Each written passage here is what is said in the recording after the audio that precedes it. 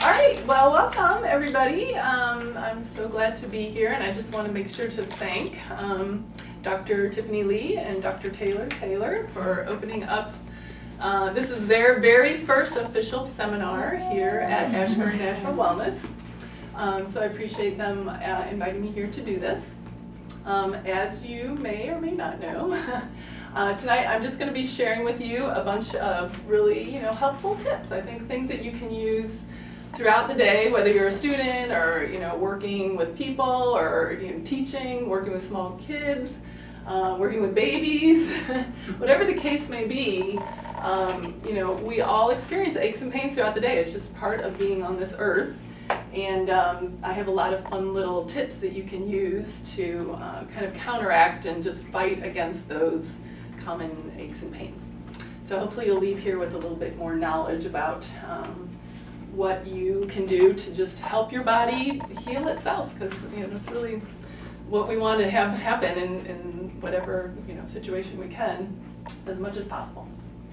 All right, does anybody have any specific concerns that you want me to focus on more? Like anybody experiencing back pain or knee issues or shoulder issues, or should I just kind of talk generally? Generally sounds good. Yeah. Let's hear it.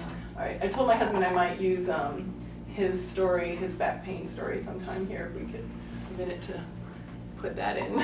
He gave me permission. Okay, so I just thought I'd show you a little bit of an outline about what we're going to talk about tonight. We're going to go through some cliches about pain that you might want to decide if you if you agree with them or not, if you think they're true or false. I'll talk very briefly about something called the pain classification system, which just helps us practitioners to know, what is your pain? I mean, pain is there's such a broad spectrum of what pain can be. So we'll just talk a little bit about that. That's a little bit technical. We'll talk a lot about mechanical pain. You'll hear me say that word a lot, and things that you can do for that. But then we're really, as I said earlier, going to focus on posture hacks and movement hacks. And then, if you have questions or you want some individual advice, I'll be sure to take any questions at the end. Okay? Good. All right, well, why don't we start by crushing some cliches. That's Taylor right there doing her one-arm push-up. So, most people hear this term, move it or lose it, right? So how many of you think that that's true? Move it or lose it? True. Yeah, good. You're right.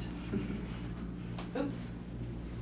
I'm getting used to this animation stuff on PowerPoint. Yes, that is true. I found this on the good old Dr. Google. The Mayo Clinic's 7 positive effects of exercise. Obviously, controls body weight, combats disease, and particularly, these chronic disease conditions that we as a society are trying to, get under control as much as possible. Improves mood, boosts energy, promotes better sleep, puts a little spark in that sex life, and it's fun and social. I mean, if I'm ever in a bad mood, all I have to do is go play some volleyball, right? These guys both play volleyball. And, movement is just the best way. You'll hear me say this a lot. It's the best way to release the kind of drug cabinet we have locked away in our brains. And all those endorphins, enkephalins, serotonins. If you need to get the mood boosted, if you're having issues with depression, exercise is one of the key ways to manage that. Good. All right, so everybody here agreed on that. What about the term, it's just muscular? I hear this a lot from patients. They come in, they're like, oh, it's not a problem, it's just muscular. It's my trapezius. And some of you may have said that to your own doctor, or I'm sure you've heard patients say that. What do you think about that? Do you think that's true? No? Sometimes, Yeah, okay. Yeah. Oh, that's actually kind of false from my perspective. Now, I think there's different ways to look at it, but I think of it as, gosh, these, our poor muscles, they're taking a lot of blame for things, and it might not necessarily be the muscle. When we have a pain in an area, our first thought is to blame that muscle. Like, oh my gosh, my quad. Or, you know, oh, I pulled a muscle in my back. How many times have you heard that? I pulled a muscle in my back. Well, there's a lot of different reasons for pain. And there's a lot of different ways to get rid of a pain in a muscle without actually even moving that muscle. And from my perspective, it doesn't really matter what is causing the pain. It's the tissue source of pain doesn't really matter if you can figure out a simple movement to alleviate it. And oftentimes it's more of a joint related issue, and there's referred pain down the nerves to that area, which we in our minds think of as the muscle. But it probably is more like a joint is out of position, or a nerve is being pinched somewhere, either from the spine or around a joint. So the next time you're like, oh my gosh, you know, I always hear people say, I pulled a glute, you know, I strained my glute. The next time you want to say that, just stop and think and like, you know, how have I been sitting all day? Or did I just drive 8 hours to go somewhere on vacation? You can't strain your glute if you've been sitting in a chair, okay? But your pain might be there. Your pain might have referred to that area. So give your muscles a break. And here's another reason that we want to kind of get away from this idea of blaming different tissues in our body. MRIs have been considered the gold standard for diagnosing different bodily issues, particularly soft tissue, right? Because x-rays can only see bone and positioning of bones. But MRI has been considered the gold standard because they can show us what's going on with the soft tissue, cartilage, tendons, muscle to some extent. But look at those numbers. It's very interesting. I don't know if you can read that. So for people who have been in a work-related problem, hey, Hi. you come over here for Oh, this. perfect. People who've been in work-related injuries, those who go, you know, just maybe straight to the physical therapist or the chiropractor, their duration of their problem is around 22 days average. This was a study done in 2010, so it's not too old. But for folks who went to a doctor who may have said, it's muscular, I'm going to go ahead and send you, or it's, you know, whatever, let's go and have an MRI. The duration of their treatment takes, like a lot longer, you know, that's not so great. And then look at the difference in the cost, $2,000 compared to $21,000. And then look at how many of those people end up having surgery compared to less than 10% or less than 1% of those folks who had early non-MRI intervention. So, so as much as you can get away from the MRI situation is good. And can anybody say why that might be? Any guesses? You two can't say. Any speculations on why that might be? Well, I know, like, in an MRI you can tell if a disc is, like, completely slipped, and sometimes that freaks out a lot of patients, meaning they need to get surgery, or, you know, you won't be able to be pain-free without it. But, like, with an x-ray you just see bone, so it wouldn't be that much help. But if you're able to get rid of the pain without the surgery, I mean, you'll be that much better off. Right, and fear is a huge thing, Yeah, and we'll talk about that more later. Right. That fear and the generators of pain in our brain are very much interconnected. And so, yeah, when you see something scary on an MRI, your pain can just all of a sudden skyrocket just because of that. So you're right, exactly. But surgeons don't make money if they're not doing surgery. Yes, that is true. But here's an interesting thing, and I don't have the slide to show you this, but there's been some more recent studies showing the high number of abnormal looking studies on MRI studies on people who have absolutely no pain. There's a very high number, even for 20-year-olds. The number of torn menisci that show up in MRIs of people who have no knee pain at all is around 30%.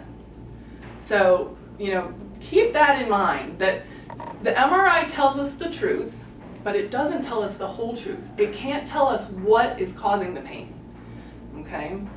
So, you know, the next time you see a doctor that says, oh, let's just have you see, you know, go get that MRI first, you know, think twice about that.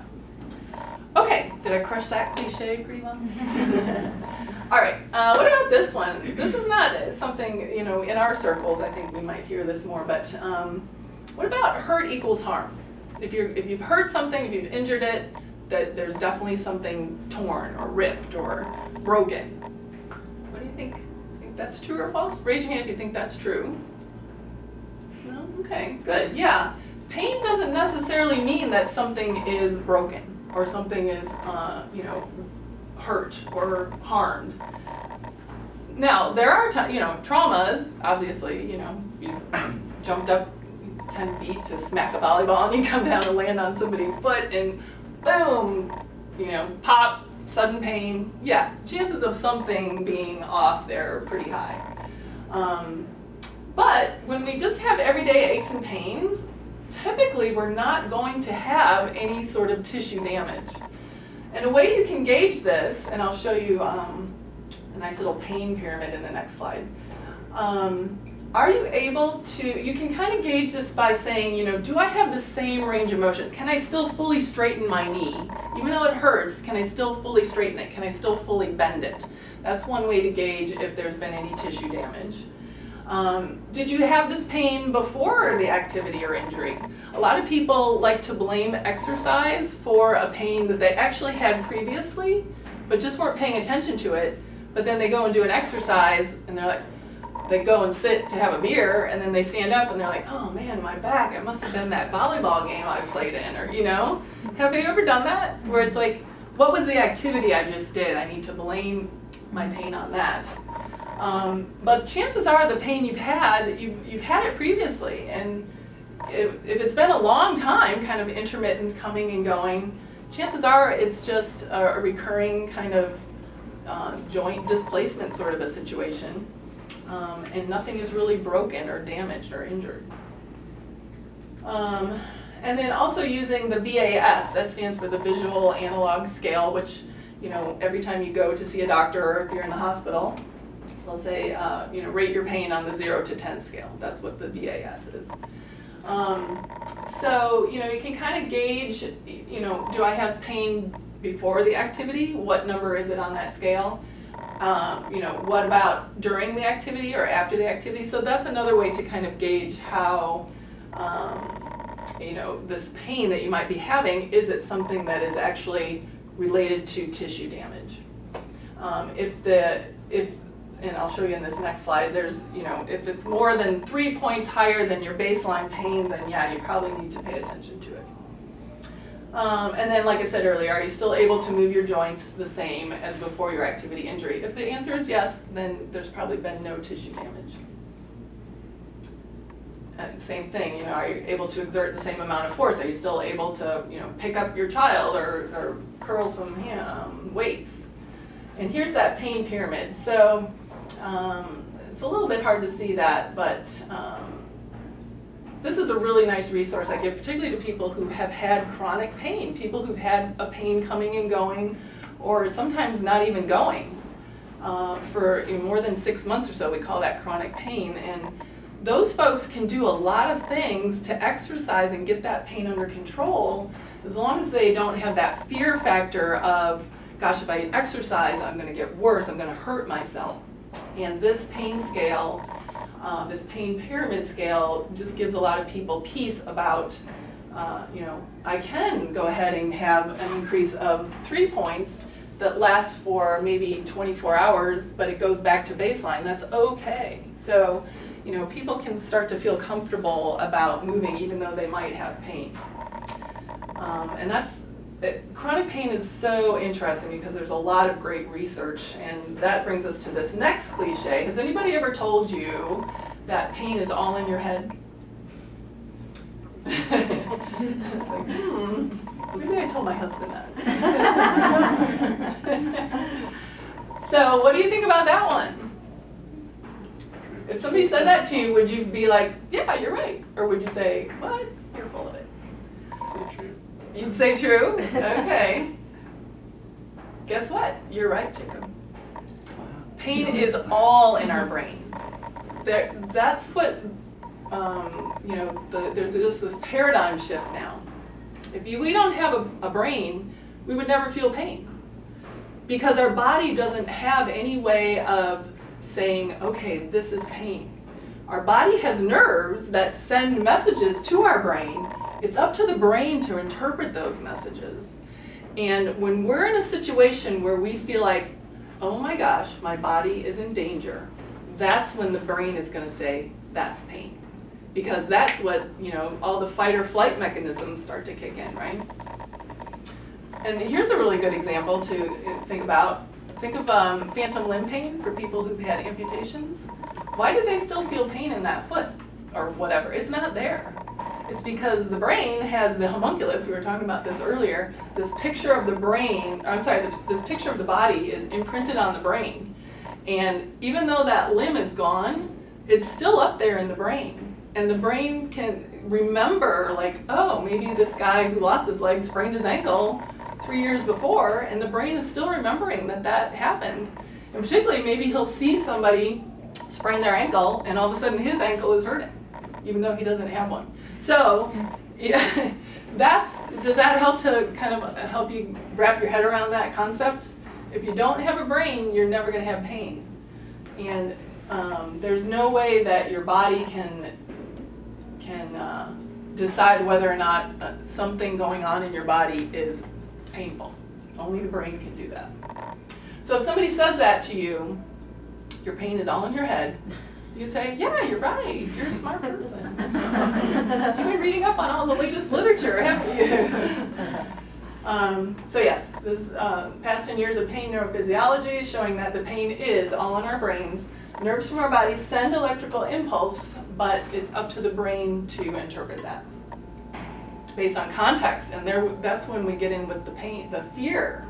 If the brain perceives that the body's in danger, hence fear, then pain is the message that the spinal cord receives. So I spend a lot of time talking to my chronic pain patients about, you don't have to be afraid. I can't tell you the number of times people say to me, I'm so afraid I'm going to end up like, Uncle Sam, who, is bent over like this. And once we take that fear away, the pain usually ends up going away as well, which is a cool thing to see. All right, so this is the pain mechanism classification system.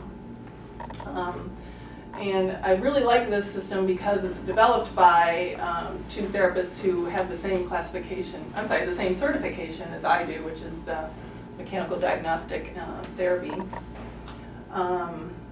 So this is a lot of technical terminology, but these first three are kind of the common everyday pains that we're going to be talking about.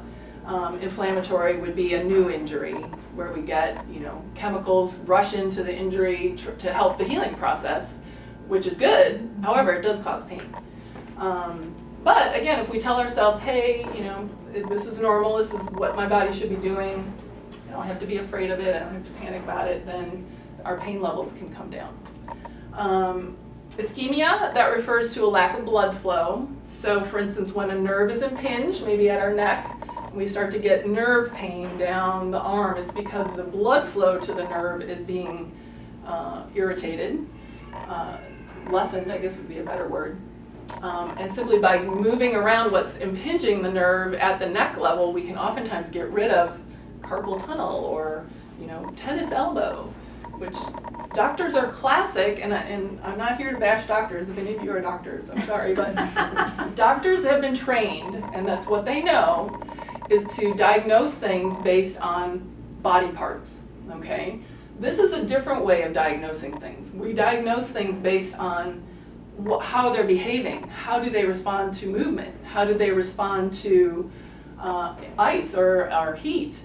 So we don't get into anatomical diagnoses or pathoanatomical diagnoses. We get into what classification are you falling in, and then we have a specific way to treat things based on that. So it's a whole different way of thinking about pain and orthopedic problems. But it's been shown to be quite effective, and I'm hoping we're going to have more of a paradigm shift towards this type of classification of problems, because that's going to lessen the amount of MRIs, which are very costly, lessen the amount of surgeries, which are hugely costly. So anyway, I won't talk too much more about this. The last three are more like central sensitization, or for people who have had chronic pain and their system is just revved up, and instead of like a little, like a nice little ding dong, somebody's at the door, it's like, eh, somebody's always at the door and they always want to get in. That's kind of what happens with central sensitization. It just, that whole pain, what's the word I'm looking for? The whole pain response system is just heightened. It's very much irritated all the time, and it just keeps spiraling upward. Affective, a lot of our emotions are tied in with our pain, which talked a lot about fear, depression. People who've been through trauma or abuse early in life are very much prone to chronic pain situations. So that's a whole nother realm that gets more into psychology. Oftentimes I try to help people along those routes, but usually I have to reach out to psychologists and psychiatrists who deal with chronic pain. Okay, any questions so far? Am I giving you too much information? Good, okay. I try to throw in a lot in here, and sometimes I realize it's a little much.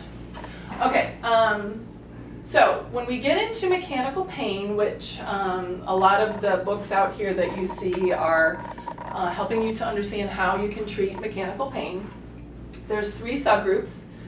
The majority of patients I see, as you see here, 70 to 80% of people will have mechanical pain, and those little quizzes that I gave you are ways for you to know whether or not your pain is mechanical. If it's a rapidly changing kind of a situation, or if it's gosh, sometimes I have the pain here, but then sometimes I feel it here, and sometimes I feel it all the way down here, and I just don't know what causes it, that's often a mechanical kind of a pain. So, you might hear somebody say, my back went out, or I slipped a disc, or I blew out my knee. Those types of mechanical, they were caused by some sort of a mechanical force, oftentimes, whether sustained or just instantaneous. Here's an example of, this was my very first telehealth patient. She's a volleyball player from my daughter's college. She had been unable to play volleyball for like a year. She missed her entire senior season. She was really bummed. She was getting depressed. She was trying to be the team manager, but she could barely tolerate sitting on the bus and traveling with the team. And so my daughter was like, you gotta talk to my mom, just talk to my mom. So I was able to connect with her online, and she told me her story. I took her whole history, and I was like, oh man, I'm kind of thinking what's going on here. So I said, do you mind just showing me your spine? And I don't know, can you tell that the upper half of her body is kind of to the left and the lower half is more to the right? That's what we call a lateral shift. And Tiffany, you might have talked about that at your course this weekend. That is such a common thing that's missed by so many doctors who aren't trained to look at it. And it's a source of pain, usually one-sided back pain and or limb pain, that is it's difficult to get rid of, but once you do, it gets calmed down pretty quickly. So I was able to tell her what to do. So she was shifted like this, and I was like, okay, try just pushing yourself back the other way. And she was like, oh man, I'm getting worse. And finally I had her do it against a wall, and she was starting to get nauseous. And I was like, do you have anybody? She's in Rhode Island, I'm in Virginia. I was like, is anybody there with you? No, I'm by myself. I was like, oh my gosh, go sit down, because I don't want you to pass out, since I can't help you very easily. But she worked on that movement, and then we worked on extension, which I'll tell you, most people need to do extension for back pain. She was better in 2 weeks. She was back playing volleyball in 2 weeks. And she would have been able to play in the last game of her senior year, except she got a concussion at practice the week before. Oh my God. She got a spike to the face.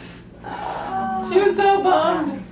But sounds like she's not meant to play volleyball. Yeah. Some people aren't.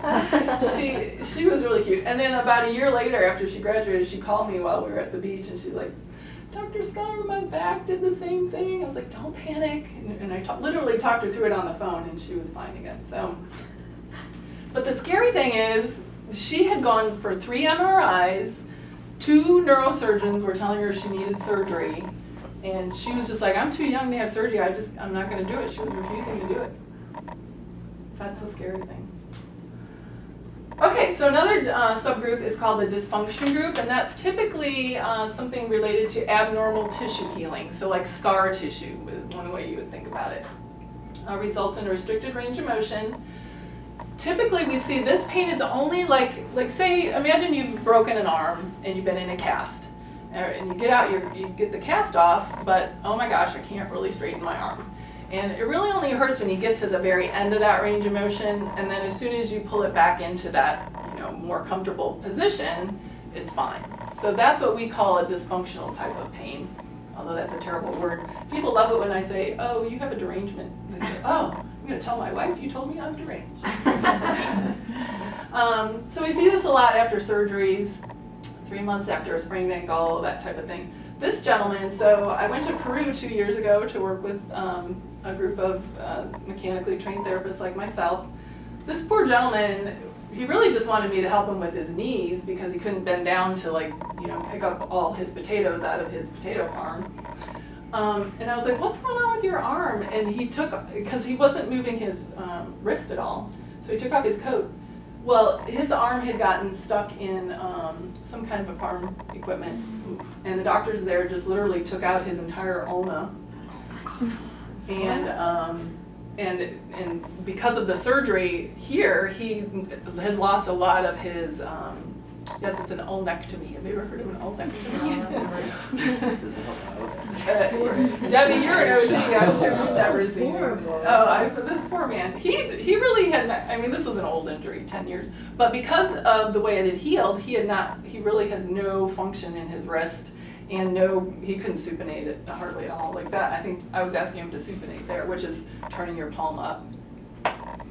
So that's a much longer type of a healing situation and remodeling the tissue.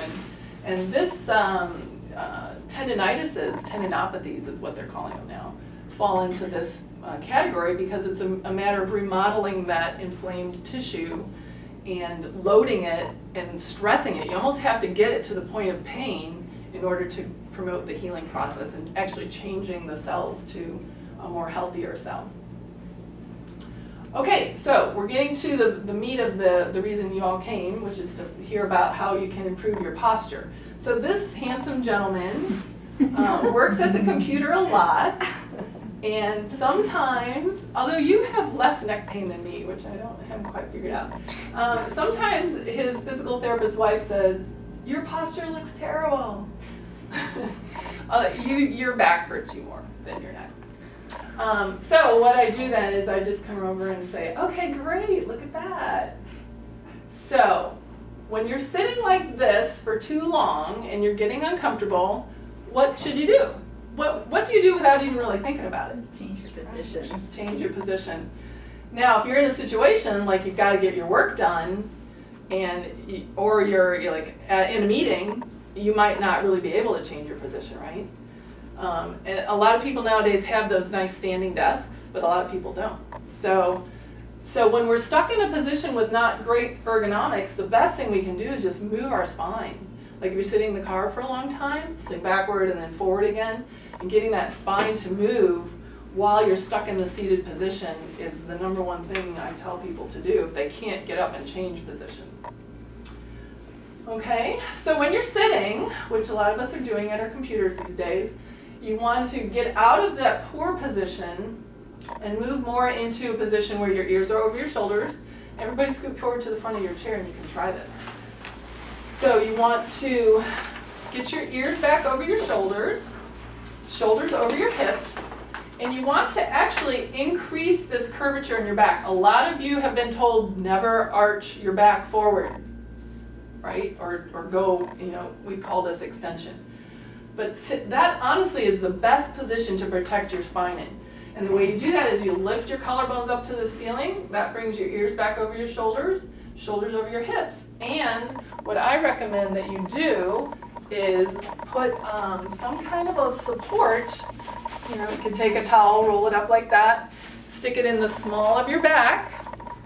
So Chris, scoot all the way back into your chair and then sit up nice and tall and straight. Lean your hips, your chest forward, and this just slides down right to that point, and then you can lean back over that. Okay? Do you feel how it's pushing your lumbar spine forward, and that brings everything above backwards? Anybody else want to try it? You can pass it down the row there. So that is the number one thing that I recommend for folks. Scoot your tailbone all the way back in the chair first, and then it should go down low until it can't go down any further. Yeah. And it should feel like, okay, wow, it's really pressing me forward. But as you sit longer, it will compress and become a little bit more natural feeling. Some people need it to be a little smaller. But the lumbar roll is the number one thing I recommend to people with low back pain. It's a good stretch. It is, right? Because if you've been sitting like this all day long, your spine's kind of getting used to being here. And what happens is the tissues on our back, which are muscles, tendons, ligaments, they get stretched out, and the muscles in the front of our body get tight. You know, have you ever seen like guys who do a lot of weightlifting? Not Chase. Chase has good posture.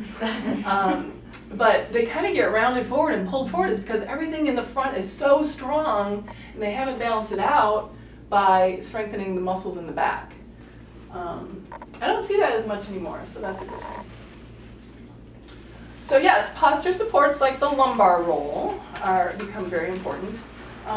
Another one, oh yeah, here's one that's been well loved. This is a little bit, is that a smaller diameter one than that? No, I guess it's the same. Yeah, so that's what it looks like out of the package if anybody wants to try that. This I'm not going to pass around because this is mine and it's kind of grungy, but I did spray it with Febreze. But this is a really nice support for, and Jenny, if you can grab the one in the package, people can kind of take a look at that if they want. If anybody wakes up with neck pain, this is one of the first, maybe you, this is one of the first things I recommend to people because we tend to sleep in, maybe if you're using more than one pillow too, we tend to sleep with our heads like this. Or if we're on our sides, we tend to sleep like this. So we're just out of alignment for who knows how long, it could be 2 or 3 hours. So by having this kind of resting in the small of the neck, whether you're on your side or on your back, it just helps to maintain better alignment in that whole cervical spine area. So I don't really have a picture of how that works, but you can lay it on top of a pillow or stick it, slide it underneath the pillowcase to help hold it in place. Can I buy this today? You can. I brought a few things just in case people wanted to purchase them. I'm going to put this away because it's too graphic. She's claimed it. She's fine. Okay, you got it. That's yours. Oh, I forgot to bring in my back support from the car. Oh well. Mattresses, you know, mattresses are expensive items to change, right? And so I will think of lots of different ways to try to help people with nighttime pain. But sometimes it does come down to you just need a new mattress. And typically people need a more firm mattress and not a softer mattress. Older, softer mattresses tend to make us sleep like we just kind of sink into them like this, right? And then we get into this kind of rounded position again. And when you think about it, we spend a lot of time in that rounded position. We bend down to tie our shoes, to pet our dogs, to pick up our kids, to, you know, a myriad of things. But how many times do you actually get to go this way?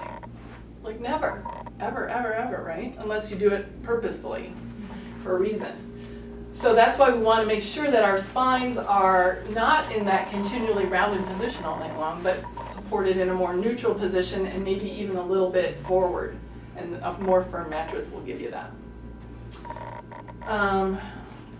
Yeah, sorry, I have a really cool T-shaped, so it's almost like if you combined this with this, and I have this in my car seat because I hate the headrests pushing me forward all the time.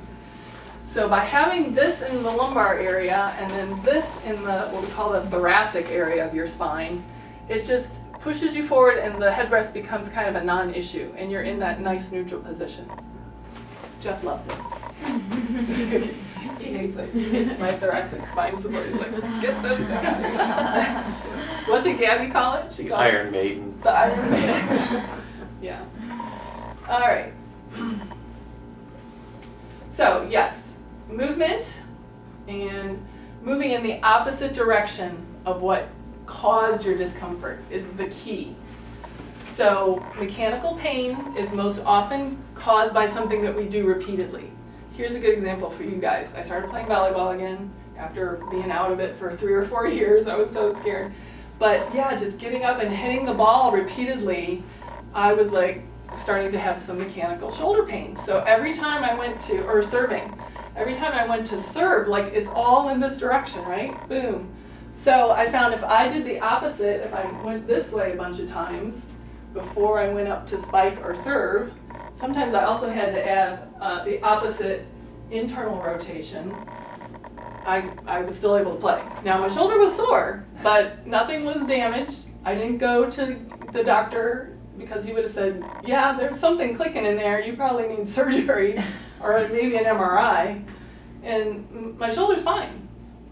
So again, that's an example of mechanical pain that just needed a lot of movement in the opposite direction. Or folks that I see, so one day a week, besides having my Scudder physical therapy business, one day a week I go into a big pharmaceutical company and just kind of meet with people at their desks. We figure out what ergonomically needs to be changed and what movements they can do in addition to better ergonomics to alleviate aches and pains. A lot of people with neck aches, a lot of people with back aches. So I'm having a lot of people doing, instead of being here and here, right, we're often in our protrusion and looking down positions, they're doing the opposite, retraction and extension. And just doing that 5 or 6 times repeatedly throughout the day, 5 or 6 times a day, can make a huge difference. Okay? Y'all want to try that? So sit up nice and tall and straight. You want to start with your ears back over your shoulders. If you think of somebody coming in to give you a kiss or a punch that you don't want, what are you going to do? One of my patients or one of my clients was like, yeah, I'll just think of Donald Trump.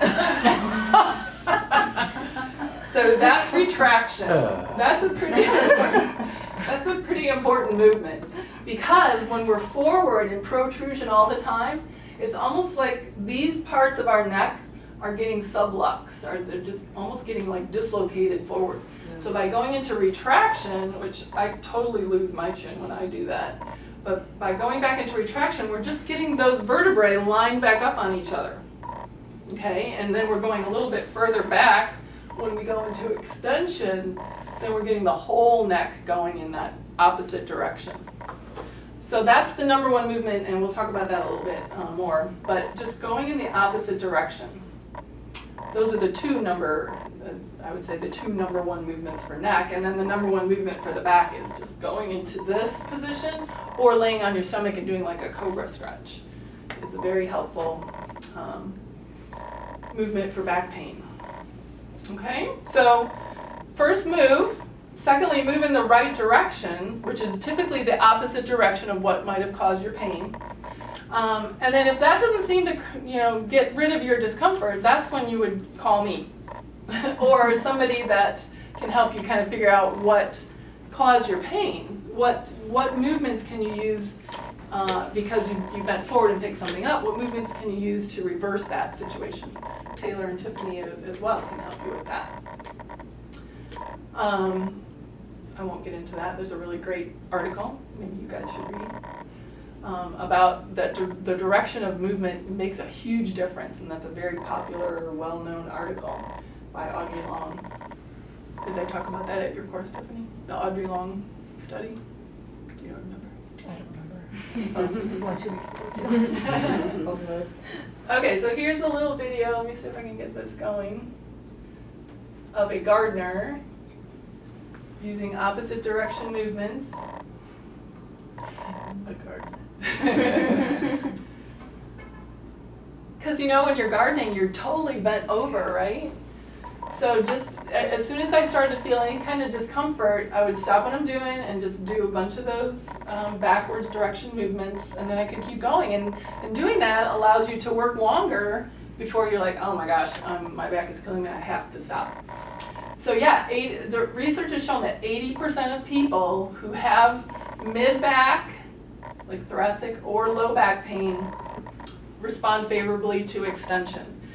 And the way we know that is this phenomenon called the centralization phenomenon, which again has been studied and studied, well supported by research. A good surgeon will not do surgery on a patient who is showing signs of centralization. This is an example of one of my telehealth patients. When I first saw her, these were all the areas of pain she was having. So back of the head into that, that famous trapezius muscle that gets blamed for everything, an all right-sided scapular, and then even a little bit into the front of the right shoulder, like she was afraid she had dislocated her clavicle. She's like, I can't think of what I would have done, but it feels like it's dislocated. See, they were again blaming something that more anatomical. So by having her do opposite direction movements, she was like, yeah, all my pain is kind of moving towards that one spot, like a localization of symptoms. And eventually her pain moved, like all her headache pain went away. This was after just 2 weeks of helping, kind of coaching her online. And then eventually her pain went to the middle and was gone. That's called centralization. That's a 100% indication that that's the right direction of movement. If my patients aren't showing signs of centralization within the first 2 visits, then I'm going to go in a different direction, literally, and maybe try a lateral movement or maybe rotation. So the body tells us exactly what it needs to get better. It knows, Robin McKenzie was a genius. He came up with this system of mechanical diagnosis and therapy in the early 70s down in New Zealand. And we're just really starting to realize what genius that was. Okay, so common directional hacks. We talked about neck retraction and extension. I told you a little bit about shoulder extension and internal rotation. That's really great for any kind of front of the shoulder pain. Now, if somebody says to me, I'm having shoulder pain, what do you think I'm going to tell them? That's not your shoulder. Right, but a lot of people just are like, this is my shoulder. It's like, well, it kind of is. I call it the schneck, the shoulder neck. But any type of pain that's here is 100% of the time coming from the neck. And what was the number on there? Oh, I didn't have a number. Again, about 78% of people who have pain here need to work on retraction and extension. And then there's a smaller percentage that needs some type of side bend or rotation. People with anterior shoulder joint pain, sometimes it might go into the upper arm a little bit, need to just, they've probably been doing a lot of this. Forward reaching, forward lifting, so they need to go in the opposite direction. Knees are so easy to fix. I love fixing knees. 90% of us have lost knee hyperextension. In other words, when we have a knee pain, whether it's anterior, medial, lateral, most people are just not able to get that end range extension. Instead of taking a full stride, they're kind of doing this sort of a thing, and they might not even notice it. It might be very subtle. And I'll even say to people, okay, can you, hyperextend your knee? In fact, while you're sitting there, try that. And if your knee's hurting, this is a really good thing to do. So get your knee into fully straight, and then go into a little bit more hyperextension. Push above your knee. Okay, and so you should feel a little bit of a pull in the back. Okay, now see if your other knee goes as far into that hyperextension.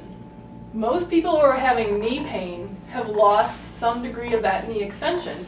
So we use that movement repeatedly, whether sitting like you guys just did.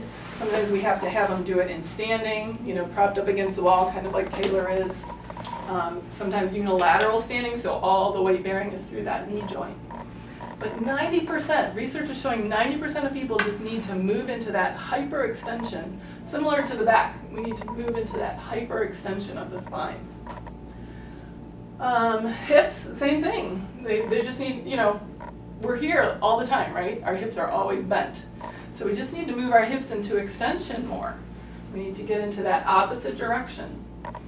Elbows, where are we with our elbows all day long? Typing, typing, typing, typing, right?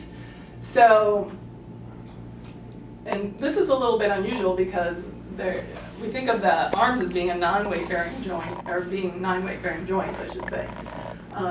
But for some reason, elbows do very well with loaded extension and supination. So that looks like this. So again, if we're like this all the time, extension is straightening the elbows, turning the palms up, that's supination. But then by finding a tabletop and just loading our arm, getting that load into the elbow, and pushing into that a little bit further, hyperextension, we find that a lot of tennis elbow goes away pretty rapidly. Which, if a true tendinopathy won't go away, it takes months for a true tendinopathy to go away.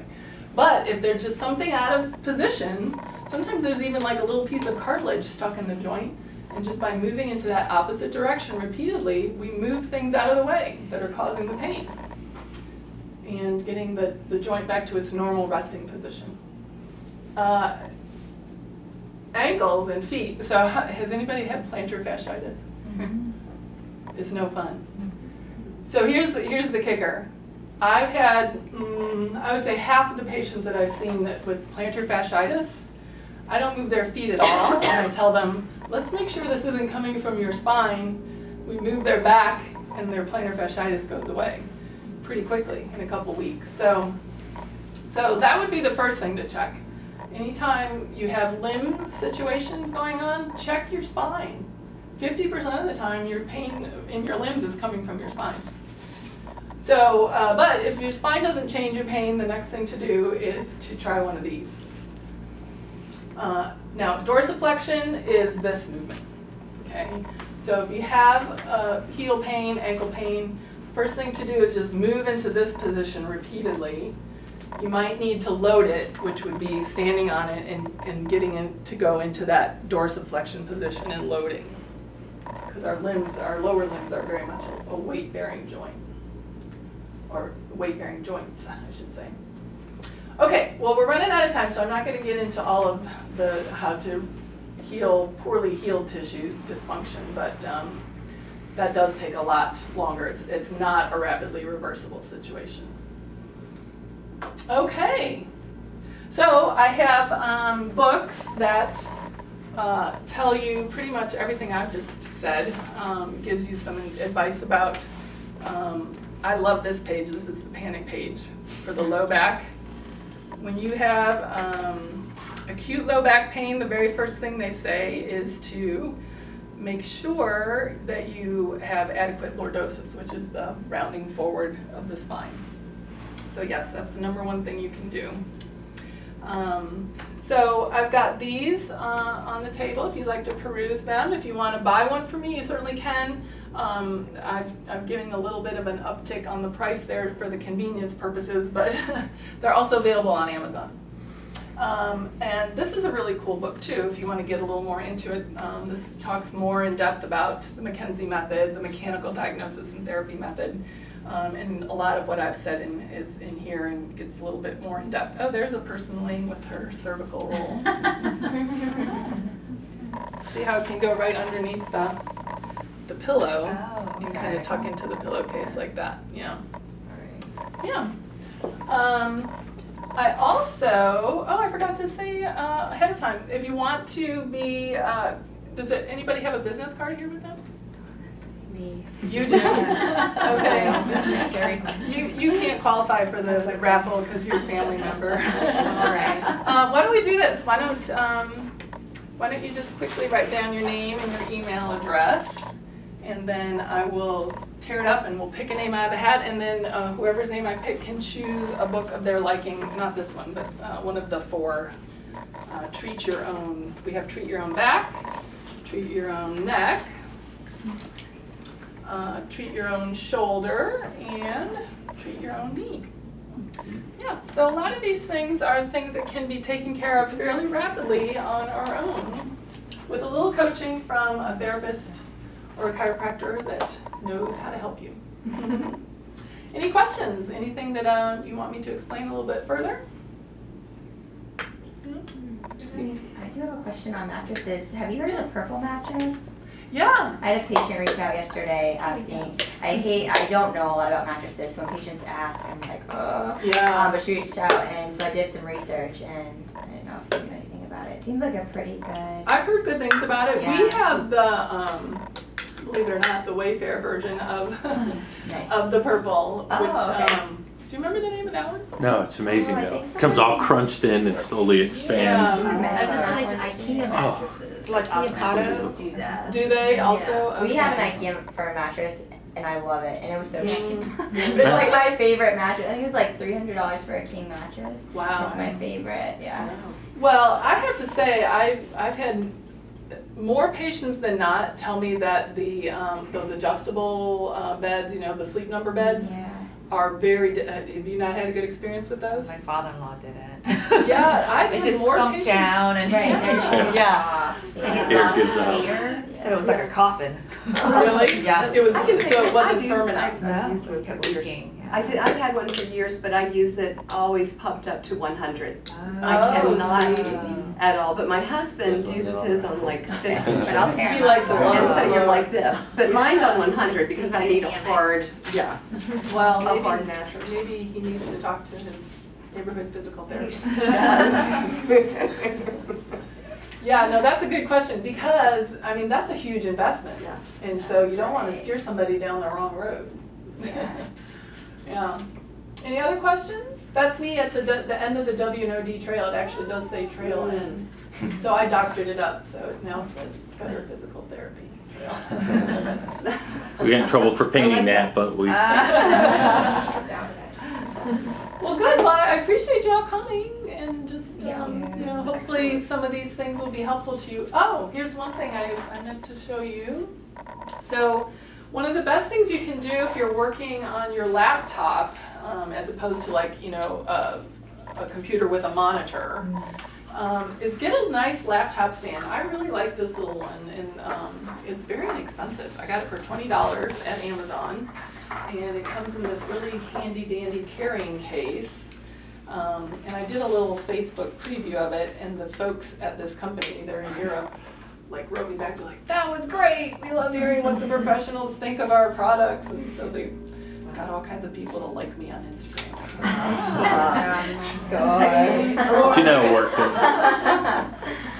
But, so you see, you just open it up, and then you set your laptop. Actually, I'm gonna go ahead and unplug this, because I think we're all done talking about my PowerPoint.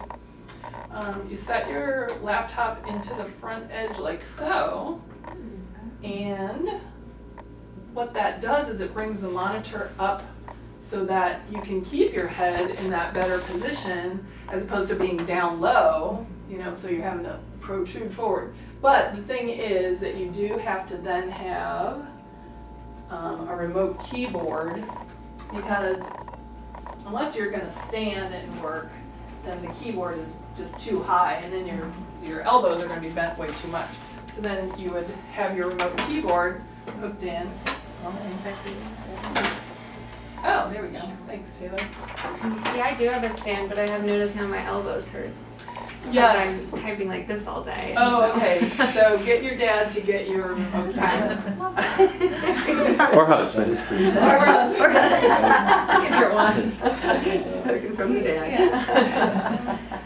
So yeah, so then you would just plug that in, and then you would also need a remote mouse, because you want to have the proper posture for working, whether it's a standing desk like this. This is a wonderful one. Taylor. Amazon. You want to have your keyboard at elbow height when your elbows are right by your sides at about 90 degrees. Ideally, you should have the top of the monitor parallel to the top of your head, but this is as high as this goes. but it's so much better than having it down low. I like my stand. Yeah, I just noticed my elbows are starting to hurt. Yeah. So you definitely need the remote keyboard. Okay. Yeah. But you can also, until you get your remote keyboard, what can you do? Stretch my elbow. In which direction though? In which direction? Opposite. Opposite, right. Starting with So straighten and do this. And then it also helps to just get your wrists to Okay. bend the other way too. Because you're probably typing like this. Yeah. Yeah. Good example. Good I'll work example. on that. Good example. Agreed. So yeah, this is a handy thing to have. A standing desk is a handy thing to have if you're having to do a lot of sitting and typing. Good. Anything else? Any other questions or concerns? My card is up front, and so is Taylor and Tiffany's. And I do telehealth, so I see people online. But I also can come here one day a week to see patients to do more hands-on work too. So, Cool.